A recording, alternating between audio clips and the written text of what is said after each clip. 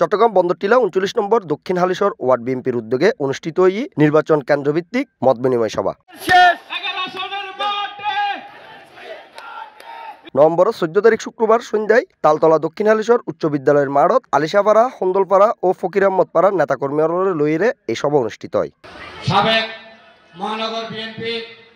Word বিএনপির সাবেক সভাপতি মোহাম্মদ আশরাফুদ্দিনের সভাপতিত্বে এবং সাধারণ সম্পাদক মোহাম্মদ মুজিবুর রহমানের সঞ্চালনায় এডে প্রধান অতিথি হিসেবে উপস্থিত আছেন চট্টগ্রাম ১১ আসনের সম্ভাব্য প্রার্থী ইসরাফিল খসরু মাহমুদ চৌধুরী। প্রধান আলোচক হিসেবে উপস্থিত আছেন নগর বিএনপির সদস্য ও সাবেক কাউন্সিলর সরফরাজ কাদের রাসেল। সবাই কিন্তু বলেছেন গত ৩টা নির্বাচন আপনারা ভোট দিতে পারেন নাই, তো নির্বাচনের ক্ষেত্রে আমাদের প্রথম কাজটা কি হবে? তাহলে সকলকে বোঝাতে হবে যে আগামী যে নির্বাচনটা আসতেছে আগামী ফেব্রুয়ারি মাসে ২০২৬ সালে এই নির্বাচনটা অসম্ভবভাবে উল্লেখযোগ্য সকলের জন্য, বাংলাদেশের ভবিষ্যতের জন্য। কারণ দীর্ঘ ১৭ বছর পর বাংলাদেশের জনগণের সরকার প্রতিষ্ঠা হবে ইনশাআল্লাহ, আপনাদের ভোটে আপনাদের সরকার প্রতিষ্ঠা হবে ইনশাআল্লাহ।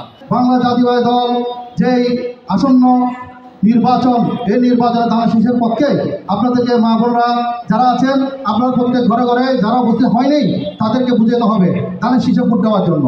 এছাড়াও এরা আরো বক্তব্য রাখে জাভেদ আনসারি, রুকন উদ্দিন, ইমরান খান, মুজিবুর রহমান, আলমগীর শরীফ, AJM সোহেল, আকিব সহ অন্যান্য নেতৃবৃন্দ। তরুণ সমাজ এবং মহিলা নেতৃবৃন্দকে বেশি দিশা আসন করছি, আপনাদেরই কিন্তু আমাদের এই আগামীতে যে নির্বাচন সেই নির্বাচনে বিরাট একটা ভূমিকা রাখতে হবে।